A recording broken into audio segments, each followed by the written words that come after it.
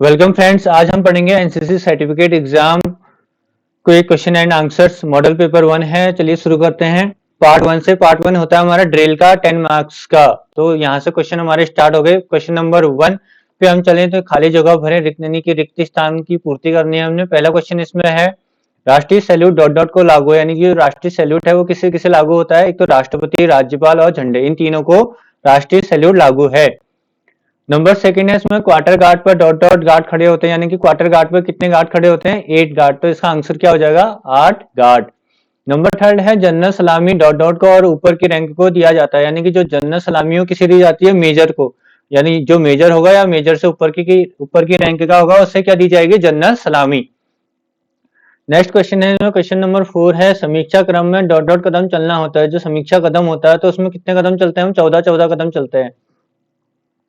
Next है इसमें command पद डॉट डॉट और डॉट डॉट भागों में बांटा गया है, यानी कि जो कमांड पद है हमारा वो कितने भागों में, 2 भागों में बांटा गया है। पहला है चेतावनी और दूसरा है कार्यवाही। ये 2 पद उसके होते हैं कमांड के। नंबर सेकंड क्वेश्चन है इसमें रैंक और फाइल में क्या अंतर है, जो कि 3 मार्क्स का है। इसका आंसर होगा रैंक। रैंक के बारे में समझते हैं। इसमें कैडेट्स एक सीधी लाइन में साइड बाय साइड खड़े होते हैं। इसको ध्यान से देखिए, इसमें कैडेट्स एक सीधी लाइन में साइड बाय साइड खड़े रहते हैं, जिसे रैंक कहते हैं। नेक्स्ट है फाइल। इसमें कैडेट सीधी लाइन में सामने से कवर लेते हुए एक दूसरे के पीछे खड़े होते हैं, जिसे हम फाइल कहते हैं। तो आपको समझ में आ गया होगा रैंक और फाइल में अंतर। नेक्स्ट क्वेश्चन है इसमें question number 3, word of command कितने प्रकार का होता है और कौन कौन से होते हैं। यानी कि ये पहले ऊपर भी हो गया, ये रिपीट हो गया। तो इसके 2 प्रकार होते हैं, चेतावनी और कार्यवाही, जो कि 2 मार्क्स का है। यहाँ पे बहुत इंपॉर्टेंट क्वेश्चन है, इसको आप नोट कर लीजिएगा। पार्ट 3 देखते हैं हम वेपन ट्रेनिंग का, जो कि 10 मार्क्स का है। इसमें है खाली जगह भरिए, 3 मार्क्स के हैं। .22 राइफल नंबर 2 MK4 का प्रभावी सीमा डॉट डॉट गज है, यानी कि जो .22 राइफल है उसका प्रभावी सीमा क्षेत्र 25 गज का होता है। तो इसका आंसर क्या हो जाएगा, 25 गज। 5.56 इंसास राइफल का प्रभावी सीमा डॉट डॉट है, यानी कि जो इसका आंसर होगा 400 गज। जो 5.56 इंसास राइफल की जो प्रभावी सीमा होती है वो 400 गज की होती है। नेक्स्ट है इसमें 7.62 SLR की प्रभावी सीमा। SLR बहुत इंपॉर्टेंट है, ये और जगह भी पूछा जाता है। तो इसकी प्रभावी सीमा कितनी गज होती है, 300 गज। इसका आंसर होगा 300 गज। नंबर 5 क्वेश्चन है हथियार का निरीक्षण कब किया जाता है, कि यानी कि जो हमारे इक्विपमेंट होते हैं उनका इंस्पेक्शन कब कब करते हैं। उसका आंसर होगा कोच से निकलने से पहले। नंबर सेकंड, जब क्लास चलता है उस समय, जब फायरिंग रेंज पर जाना हो तब, पुनः जब कोच में हथियार रखा जाए तब हथियार का निरीक्षण किया जाता है। तो ये इसका होगा आंसर। नेक्स्ट है सही गलत लिखें, यानी कि हमने सही और गलत ट्रू फॉल्स लिखने हैं हमने। नेक्स्ट इसमें पहला क्वेश्चन है राइफल .22 MK4 की लंबाई 45 इंच है, बिल्कुल सही, इसका आंसर है सही। 5.56 इंसेस राइफल के ऊपर की फायर की रफ्तार की सामान्य दर प्रति मिनट 60 राउंड है, यानी कि 1 मिनट में 60 राउंड की फायर करती है। ये बिल्कुल सही आंसर है इसका। .22 राइफल MK4 की मैगजीन क्षमता 20 राउंड है, ये गलत है, इसका आंसर गलत होगा। नंबर अगला है 7.62 SLR के फायर की दर 20 राउंड प्रति मिनट है, ये सही, इसका आंसर सही है। पार्ट 3 है हमारा मिसलेनियस में नेशनल इंटीग्रेशन, जो कि 35 मार्क्स का आता है। तो इसमें क्वेश्चन नंबर 7 देख लेते हैं। एनसीसी कैडेट का राष्ट्र निर्माण में क्या भूमिका है। जो एनसीसी कैडेट्स हैं वो राष्ट्र निर्माण में क्या क्या भूमिकाएं निभाते हैं, आगे देख लेते हैं। राष्ट्रीय एकता बनाए रखना इसकी एक अहम भूमिका है। गरीबी उन्मूलन, सड़क निर्माण, उच्च शिक्षा, मानव संसाधन विकास, पिछड़े वर्ग के लोगों की मदद करना, भ्रष्टाचार एवं बुराइयों को हतोत्साहित करना, ये इसके मुख्य भूमिकाएं हैं एनसीसी कैडेट्स की। नंबर क्वेश्चन नंबर 8 है खाली जगह भरिए। आंध्र प्रदेश का लोक नृत्य आपने देखा होगा, कुचिपुड़ी। नंबर सेकंड है इसमें बौद्ध की पूजा की जगह है, यहाँ पे यानी कि जहाँ पे बौद्ध लोग पूजा करते हैं उस जगह की कहते हैं विहार। इसका आंसर हो जाएगा विहार। दिन ए इलाही धर्म की स्थापना किसने की थी, इसका आंसर है अकबर ने। अकबर ने दिन ए इलाही धर्म की स्थापना करी थी। नेक्स्ट है इसमें केरल की राजधानी कहाँ है। केरल की राजधानी आपको पता है तिरुवनंतपुरम है। वेरी इंपॉर्टेंट क्वेश्चन, इसको नोट कर लीजिएगा। भारतीय संविधान डॉट डॉट में अपनाया गया था, यानी कि भारतीय संविधान कब अपनाया गया था, 26 नवंबर 1949 को भारत का संविधान अपनाया गया था। बहुत लोग इसमें कंफ्यूजन करते हैं, इसको नोट कर लीजिएगा, बहुत ही इंपॉर्टेंट क्वेश्चन है आगे आने वाले एग्जाम के लिए। राष्ट्रीय एकता हासिल करने के क्या उपाय है, यानी कि राष्ट्रीय एकता को हासिल करने के लिए हम क्या क्या उपाय कर सकते हैं। पहला है शिक्षा, आर्थिक विकास, सांस्कृतिक एकीकरण, राष्ट्रीय भाषा, सामाजिक एकता, राजनीतिक एकीकरण, धर्मनिरपेक्षता का प्रचार, ये इसका आंसर होगा। नंबर 10 में चलते हैं, सही गलत लिखने हैं हमने। गोदावरी नदी का उद्गम महाराष्ट्र में है, ये इसका आंसर सही है। रायपुर छत्तीसगढ़ की राजधानी है, सही है। गुरु नानक सिख धर्म के अंतिम गुरु थे, ये बिल्कुल गलत है। गुरु नानक सिख धर्म के अंतिम गुरु नहीं थे। अंतिम गुरु कौन थे, कमेंट में लिखकर जरूर बताएं। अगला क्वेश्चन है, चिनार पक्षी का नाम है, यानी कि गलत आंसर है। चिनार पक्षी का नाम नहीं, झील का नाम है। क्वेश्चन नंबर 11 है, भारत के 5 संघ राज्यों के नाम लिखिए। 5 मार्क्स का क्वेश्चन है। तो 5 संघ राज्य कौन कौन से हैं भारत के? अंडमान एवं निकोबार द्वीप समूह, चंडीगढ़, दादर नगर हवेली और दमन द्वीप, दिल्ली, जम्मू कश्मीर, लद्दाख, पुडुचेरी, लक्षद्वीप, ये क्या है हमारे संघ राज्य के नाम हैं। अब अगला है सही मिलान करें, यानी कि सही जोड़ा मिलाना है हमें। 7 सिस्टर्स, इसका सही मिलान क्या होगा इनमें से? पहले का है ई वाला, यानी मेघालय। 7 सिस्टर्स कहाँ मेघालय में पाया है। अगला है गुलमर्ग, गुलमर्ग का आंसर है डी वाला, यानी कि जम्मू और कश्मीर। थर्ड का है महावीर, महावीर का आंसर है नंबर सी, वैशाली। नंबर 4 है कोलार सोने की खान। सोने की खान कहाँ थी, आपको पता ही होगा, कर्नाटक राज्य में सोने की खान, कोलार सोने की खान। अगला है जयप्रकाश, जयप्रकाश का है लोकनायक। नेक्स्ट क्वेश्चन में चलते हैं। क्वेश्चन नंबर 13, भारत के 5 धर्मों के नाम लिखें। ये तो बहुत इजी क्वेश्चन है और लेकिन बहुत इंपॉर्टेंट क्वेश्चन भी है, लोग इसमें भी कंफ्यूजन करते हैं, इसको नोट कर लीजिएगा। इसका आंसर है हिंदू, मुस्लिम, सिख, ईसाई, बौद्ध और जैन।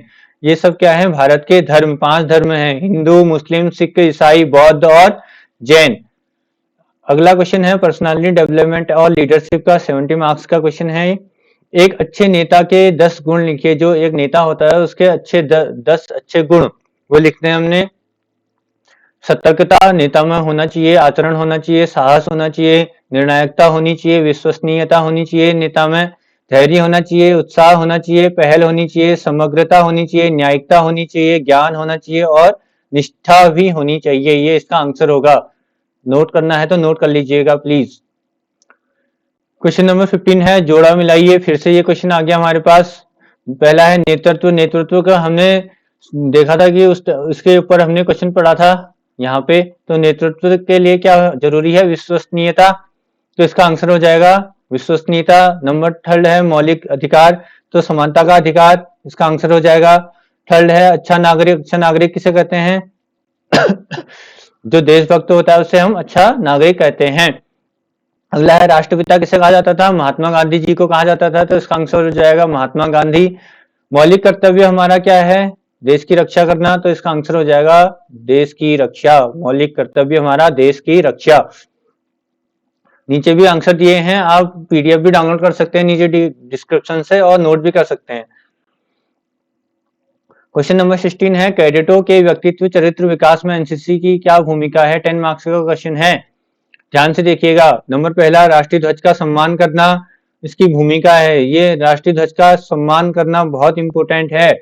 सेकंड है देश के कानून व्यवस्था का पालन करना, सभी धर्म और संस्कृति का सम्मान करना, वृद्ध और महिलाओं का सम्मान करना, एक अच्छे नागरिक का निर्माण करना एनसीसी की मुख्य भूमिका है। एकता और अनुशासन के साथ श्रद्धा से देश की सेवा करना, अनुशासन की भावना किसी व्यक्ति के अंदर पैदा करना, हर एक व्यक्ति के अंदर निस्वार्थ भाव, सेवा भाव पैदा करना, ये एनसीसी की मुख्य भूमिकाएं हैं। इनको नोट कर लीजिएगा आप, 10 मार्क्स का एक क्वेश्चन है, पॉज करके आप इनको नोट कर सकते हैं। क्वेश्चन नंबर 17 है सही उत्तर को चुनिए, यानी कि ये बहुविकल्पीय प्रश्न होने वाले हैं। किसी की अनुपस्थिति में काम करने को क्या कहते हैं। अगर कोई अनुपस्थित होता है और उसमें काम करते हैं तो उसको क्या कहते हैं, पहल। इसका आंसर क्या हो जाएगा, पहल। नंबर 2 है ईमानदारी से, रुचि और उत्साह के साथ अपने कर्तव्य का पालन करने को क्या कहते हैं। अगर हम कोई काम ईमानदारी पूर्वक करते हैं तो उस चीज को कहते हैं कर्तव्य, ड्यूटी। नोट कर लीजिएगा, ड्यूटी। नंबर 3 नेतृत्व के मुख्य उपयोग है। नेतृत्व के क्या क्या मुख्य उपयोग हैं, ये सारे ही हैं। आत्मविश्वास जगाना नेतृत्व का उपयोग है, हौसला बढ़ाना, कर्मचारियों को प्रोत्साहित करना, तो इसका आंसर हो जाएगा इनमें से सभी। नोट कर लीजिएगा। नेक्स्ट क्वेश्चन है सही अधिकारी द्वारा आदेश का पालन करने को कहते हैं? इसका आंसर हो जाएगा कर्तव्य, यानी कि कोई अधिकारी आपको आदेश देता है तो उसको पालन करना हमारा क्या है? कर्तव्य है। कोई भी बड़ा आदमी बड़ा हमसे कुछ कहता है तो हमारा वो क्या करता है? उसको पूरा करना हमारा कर्तव्य होता है। नेक्स्ट क्वेश्चन है इसमें, अपने विवेक द्वारा आदेश का पालन करने को कहते हैं, यानी कि खुद के सेल्फ, जो हमारा सेल्फ आईक्यू होता है उसके द्वारा आदेश का पालन करना है, उसको हम क्या कहते हैं? अनुशासन यानी डिसिप्लिन कहते हैं। इसका आंसर हो जाएगा अनुशासन। क्वेश्चन नंबर 18 है, फुल फॉर्म लिखिए। ये भी बहुत बार पूछे जाते हैं, बहुत बहुत वेरी वेरी इंपोर्टेंट क्वेश्चन है ये, इसको नोट कर लीजिएगा आप जरूर। पीवीसी को कहते हैं परमवीर चक्र, एसी अशोक चक्र, एससी यानी शौर्य चक्र, वीआरसी वीर चक्र, एमवीसी महावीर चक्र। इसको नोट कर लीजिएगा, बहुत इंपोर्टेंट क्वेश्चन है। क्वेश्चन नंबर 19 10 मार्क्स का है, समय प्रबंधन के सिद्धांत लिखो। जो समय प्रबंधन होता है उसके क्या क्या सिद्धांत होते हैं, ये भी इंपोर्टेंट है। पहला है इसमें, अपने समय का सदुपयोग करें, समय की दैनिकी रखें, लंबी अवधि के लक्ष्यों की पहचान करें, दैनिक व साप्ताहिक योजनाएं बनाएं, अपने कार्यों को व्यवस्थित करें, प्रभावी ढंग से कार्य करें व करवाएं, समय की प्रतिबद्धता का ध्यान रखें, अपनी मीटिंग आदि का प्रबंध करें, उत्तम फलदायक गतिविधियों पर ध्यान केंद्रित करें, अपने स्वास्थ्य का ध्यान रखें जिससे बीमारी आदि के कारण आपका समय नष्ट ना हो। क्वेश्चन नंबर 20 पे चलते हैं, सही या गलत लिखने हमने। नैतिकता का मतलब नैतिक सिद्धांतों का एक समूह है जो किसी व्यक्ति के व्यवहार को नियंत्रित करता है, बिल्कुल सही है। भारत में जन्मा व्यक्ति भारतीय नागरिक है, बिल्कुल सही है। जो व्यक्ति जिस जगह जन्मता है उसको वहां की नागरिकता मिलती है। एनसीसी कैडेट जब वर्दी में राष्ट्रीय गान बजाया जाता है तब उन्हें खड़े होकर सलामी देनी होती है, बिल्कुल सही है। वांछित संगठनात्मक लक्ष्य को हासिल करने के लिए मैनेजमेंट के तरीकों का निर्धारण करना है, सही है बिल्कुल। भय संचार के लिए विशिष्ट नहीं है, सही है। क्वेश्चन नंबर 21, एक व्यक्ति के व्यक्तित्व में विकास में सहायता करने वाले 10 मुख्य जीवन कौशल लिखें। जीवन कौशल, मुख्य जीवन कौशल कौन कौन से होते हैं देखिए। पहला है आत्मज्ञान, अगला है सहानुभूति, अगला है तार्किक सोच, अगला है रचनात्मक सोच, अगला है तनाव पर नियंत्रण, अगला है निर्णयात्मकता, पारस्परिक संबंध, प्रभावी संचार, भावनाओं पर नियंत्रण, समस्याओं को सुलझाने का कौशल। ये इसका आंसर है। इसको देख के पॉज करके आप नोट भी कर सकते हैं, नोट करना हो तो आपको। नेक्स्ट क्वेश्चन है, डिजास्टर मैनेजमेंट से 20 मार्क्स के क्वेश्चन आते हैं। तो इसमें क्वेश्चन नंबर 22 है, फायर फाइटिंग प्रैक्टिसेस के नाम लिखें। इसके नाम लिखने हैं, 5 मार्क्स का क्वेश्चन है। तो आंसर है 4 पार्टीज, यानी कि जो फायर फाइटिंग पार्टीज होते हैं इनके नाम लिखने हैं। तो फायर फाइटिंग के जो 4 पार्टीज हैं उनके नाम क्या क्या हैं? Fire fighting party, fire packing party, fire picketing party, fire salvage party तो और रिजर्व पार्टी। ये 4 पार्टीज के नेम है फायर फाइटिंग पार्टीज के। क्वेश्चन नंबर 23 पे चलते हैं, खाली स्थानों को भरें। भूकंप डॉट डॉट में मापा जाता है, आपको पता ही होगा भूकंप किसमें मापा जाता है? रिएक्टर में मापा जाता है, रिएक्टर स्केल में। नंबर सेकंड है, आपदा डॉट डॉट प्रकार के होते हैं और डॉट डॉट और डॉट डॉट, यानी कि आपदा कितने प्रकार के होते हैं? 2 प्रकार के होते हैं, एक प्राकृतिक और मानव निर्मित। आपको पता ही होगा प्राकृतिक आपदाओं के बारे में और मानव निर्मित आपदाओं के बारे में। एनडीआरएफ का मतलब क्या है? ये मोस्ट इंपोर्टेंट क्वेश्चन है, नेशनल डिजास्टर रिस्पांस फोर्स। इसको नोट कर लीजिएगा, ये बहुत बार पूछा भी जाता है। क्वेश्चन नंबर 24 की तरफ चलते हैं, आपदा के दौरान आवश्यक सेवाओं को बनाए रखने में एनसीसी कैडेट्स की भूमिका के बारे में लिखिए। 5 मार्क्स का क्वेश्चन है, बहुत इंपोर्टेंट है, इसको नोट कर लीजिएगा। इसका आंसर होगा पहला, पूर्व चेतावनी, आपदा के दौरान शेल्टर की व्यवस्था, पीड़ित व्यक्तियों को सुरक्षित स्थान पर पहुंचाना, प्राथमिक उपचार देना, मनोबल बढ़ाना, सुरक्षा तथा गश्ती देना, टेलीफोन सुविधा उपलब्ध कराना, भोजन एवं दवा वितरण। ये इसके मुख्य उपयोग हैं, भूमिकाएं। तो नेक्स्ट क्वेश्चन देखते हैं, फुल फॉर्म लिखिए। फुल फॉर्म लिखने हमने एनईसी, इसके फुल फॉर्म है नेशनल इलेक्ट्रिक कोड। नेक्स्ट है इसमें NDMA, national disaster management authority. Question number 26 है, सही और गलत लिखें। 5 मार्क्स का है, बहुत इंपोर्टेंट है, ध्यान से देखते रहिएगा। क्वेश्चन नंबर 1 है, भूकंप एक प्राकृतिक आपदा है। इसका आंसर सही है, बिल्कुल सही है, एक प्राकृतिक आपदा है। सुनामी समुद्र के किनारे आता है, सुनामी यानी पानी से रिलेटेड है और समुद्र में ही आता है हमेशा, तो इसका आंसर सही है। बाढ़ एक मानवकृत आपदा है, बिल्कुल गलत है। ये भी एक प्राकृतिक आपदा है बाढ़। राष्ट्रीय आपदा प्रबंधन समिति के अध्यक्ष प्रधानमंत्री हैं, गलत है इसका आंसर। नेक्स्ट है प्राकृतिक आपदा का सामना करने का उत्तरदायित्व मुख्यतः केंद्र सरकार का होता है, गलत है इसका आंसर। अगला है सोशल अवेयरनेस से 30 मार्क्स का क्वेश्चन आता है। क्वेश्चन नंबर 27, एनसीसी कैडेट्स द्वारा किए जाने वाली सामाजिक सेवाएं क्या क्या हैं? जो एनसीसी कैडेट्स हैं वो कौन कौन सी सामाजिक सेवाएं करता है? 5 मार्क्स का क्वेश्चन है, ध्यान से देखिएगा। पहला रक्तदान, दूसरा वृक्षारोपण, स्वच्छता अभियान, प्रौढ़ शिक्षा, जागरूकता रैली। ये सामाजिक कार्य एनसीसी कैडेट्स द्वारा किए जाते हैं, ध्यान रखिएगा। कुरीतियों के खिलाफ नशा मुक्ति अभियान, दहेज निवारण, बाल विवाह इत्यादि ये सभी भी एनसीसी कैडेट्स करते हैं। क्वेश्चन नंबर 28 है, फुल फॉर्म लिखिए। फुल फॉर्म वाले क्वेश्चंस आप बिल्कुल नोट कर लीजिए, इसको इनके नोट्स अलग से बनवा लीजिए आप, ये बहुत ही इंपॉर्टेंट क्वेश्चंस होते हैं। नंबर पहला है एड्स।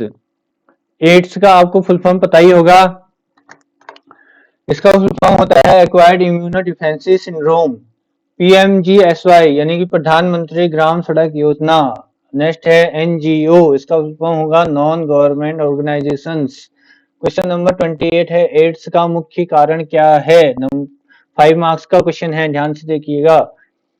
इसका आंसर होगा असुरक्षित यौन संबंध, एचआईवी संक्रमित रक्त लेने से, एचआईवी संक्रमित सुई लेने से, एचआईवी संक्रमित माता के से शिशु पैदा करने से, एचआईवी संक्रमित ब्लेड से दाढ़ी बनाने से। एड्स के ये मुख्य कारण हैं, ये तो बार बार पूछे जाते हैं, इनको आप बिल्कुल नोट कर लीजिएगा। क्वेश्चन नंबर 13 है मल्टीपल चॉइस क्वेश्चंस, 4 मार्क्स का। क्वेश्चन नंबर 1 है दहेज प्रथा के विरुद्ध अधिनियम कब बनाया गया? इसका आंसर होगा 1961 में। नेक्स्ट है रक्तदान करने हेतु न्यूनतम उम्र क्या है? यानी कि रक्तदान कौन सी उम्र से शुरू होता है? वो है 18 वर्ष से आप रक्तदान कर सकते हैं। HRD का मतलब क्या है? HRD आपने पढ़ा होगा, ह्यूमन रिसोर्स डेवलपमेंट, इसका आंसर होगा ह्यूमन रिसोर्स डेवलपमेंट। नेक्स्ट है कन्या विवाह हेतु न्यूनतम उम्र क्या है? यानी कि लड़की की शादी कौन सी उम्र में की जाती है? जो नई चेंज है उसका आंसर है 21 ईयर। क्वेश्चन नंबर 31, देश के 5 बड़े सामाजिक समस्याओं को लिखिए। यानी कि हमारे जो देश में 5 बड़ी समस्याएं हैं, अपनी तरफ से भी लिख सकते हो, मैंने लिख दिए हैं।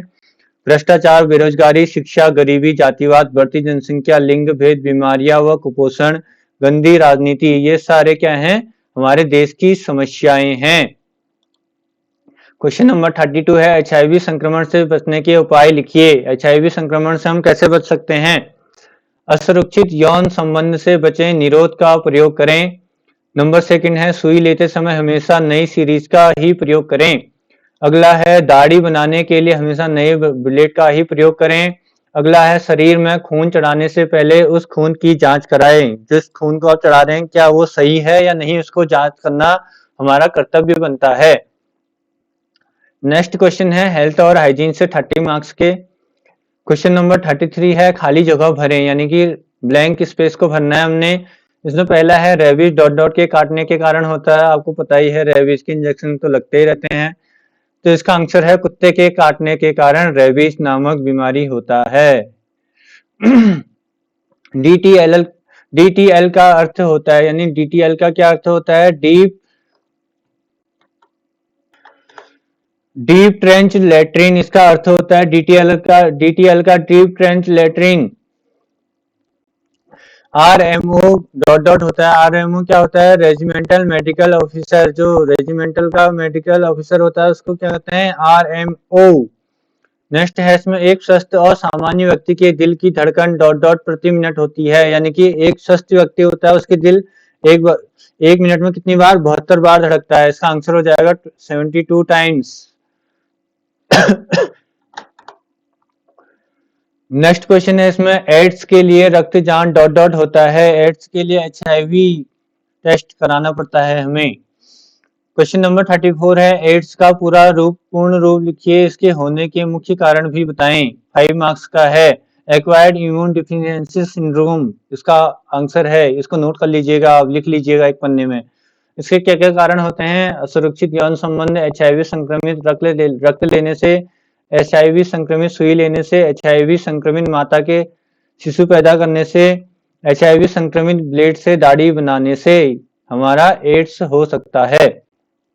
क्वेश्चन नंबर 35 है, सांप के काटने के लिए प्राथमिक चिकित्सा लिखें। अगर सांप जब काट लेता है तो उसके लिए प्राथमिक चिकित्सा हम कौन कौन सी करेंगे? उसका आंसर है, सांप काटे व्यक्ति का मनोबल बढ़ाएं, यानी कि उसका मनोबल बढ़ाना है। काटे हुए स्थान के ऊपर रस्सी से कसकर बांध दें। कटे हुए स्थान को ब्लेड से चीरा लगाकर विषाक्त खून निकाल दें। सांप काटे व्यक्ति को जल्दी से निजी अस्पताल ले जाएं। सांप काटे व्यक्ति को सोने ना दे, यानी उसको हमें सोने नहीं देना है, उठाए रखना है। ये इसके आंसर हैं, इसको नोट कर लीजिएगा आप। नेक्स्ट क्वेश्चन है क्वेश्चन नंबर 36, प्राथमिक उपचार से क्या समझते हैं? 4 मार्क्स का क्वेश्चन है, वेरी इंपोर्टेंट, हमेशा हर चीज में आता है, कोई कंपटीशन के क्वेश्चन में भी ये हमेशा ये क्वेश्चन आता है। किसी भी आकस्मिक घटना या रोग से पीड़ित होने वाले व्यक्ति की डॉक्टर से पहुंचने या अस्पताल ले जाने से पहले तक दी गई चिकित्सा को प्राथमिक उपचार कहते हैं। क्वेश्चन नंबर 37 है, योगासन के कोई 6 आसन के बारे में लिखिए। योगासन के 6 आसन कौन कौन से हैं? पहला है सूर्य नमस्कार, श्वासन, त्रिकोणासन, चक्रासन, शीर्षासन और सर्गासन। ये इसके आसन हैं, 6 आसन, इनको नोट कर लीजिएगा। क्वेश्चन नंबर 38, अच्छे नर्स के गुण लिखो। पहला, नर्स का स्वभाव दयालु होना चाहिए, विषम परिस्थिति में काम करने की क्षमता होनी चाहिए, सहन शक्ति होनी चाहिए, बिना ब्रेक के लंबे घंटों तक काम करने की क्षमता होनी चाहिए। अगला है धैर्य होना चाहिए, अच्छा संचार कौशल होना चाहिए, नर्स को अनुशासित होना चाहिए। ये नर्स की क्या है? गुण, इनको नोट कर लीजिएगा आप। नेक्स्ट क्वेश्चन है एडवेंचर ट्रेनिंग से रिलेटेड।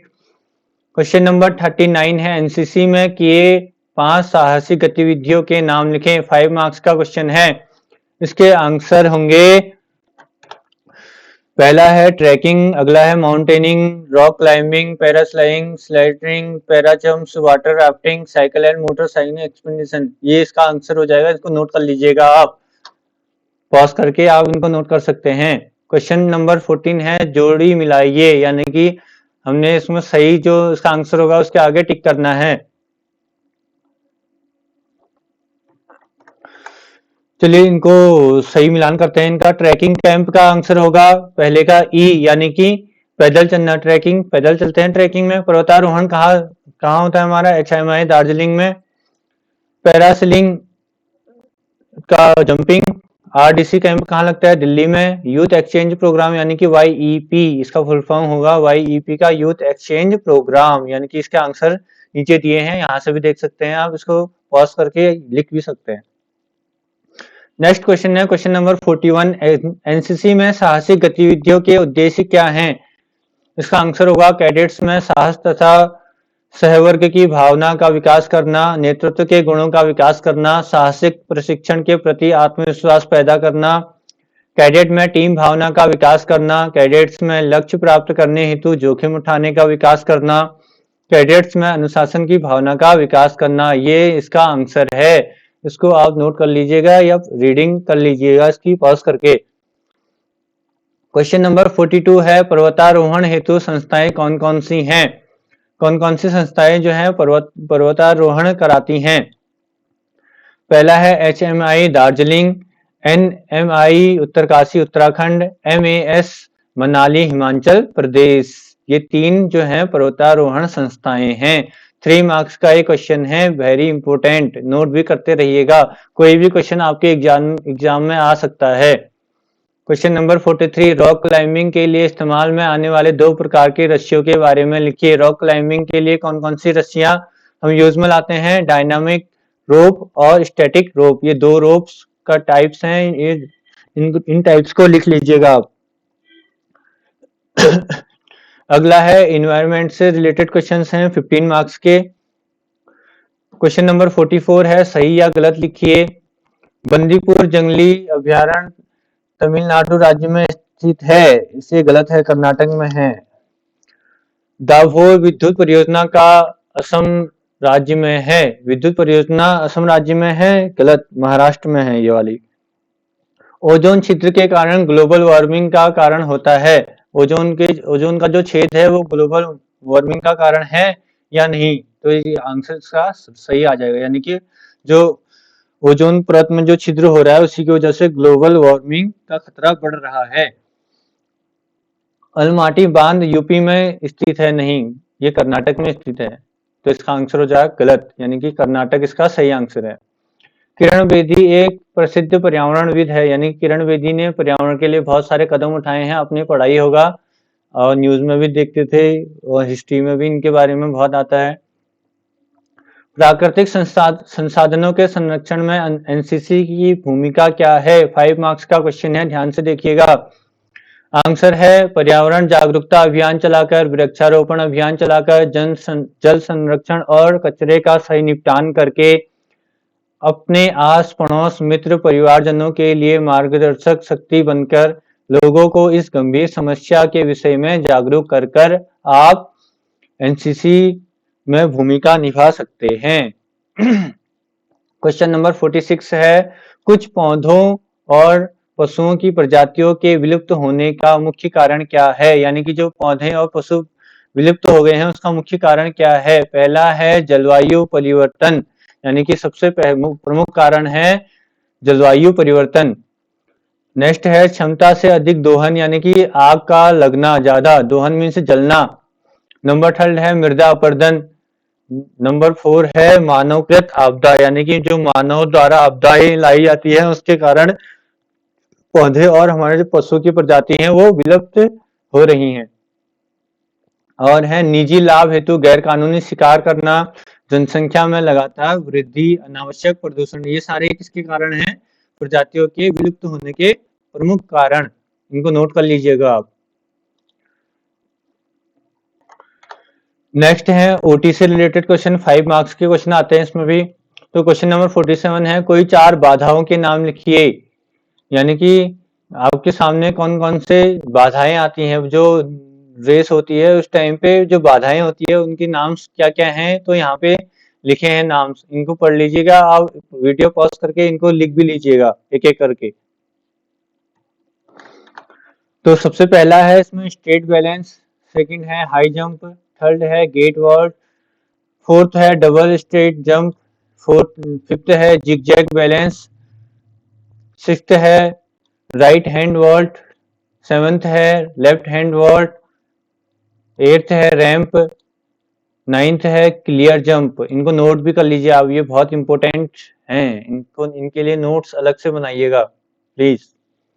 क्वेश्चन नंबर 48 है प्राकृतिक रुकावट का उदाहरण लिखो। प्राकृतिक रुकावट के लिए कौन कौन से उदाहरण हैं? झील, नदी, दलदल, नरम मिट्टी, चट्टान, दलदल, ये क्या है? प्राकृतिक रुकावट के उदाहरण हैं। नेक्स्ट है स्पेशलाइज्ड सब्जेक्ट, आर्मी से रिलेटेड क्वेश्चन आने हैं इसमें, आर्म्ड फोर्स के 10 मार्क्स का क्वेश्चन आते हैं इसमें। क्वेश्चन नंबर 49 है पूरा नाम लिखिए, यानी कि फुल नेम लिखना है, 5 मार्क्स का क्वेश्चन है।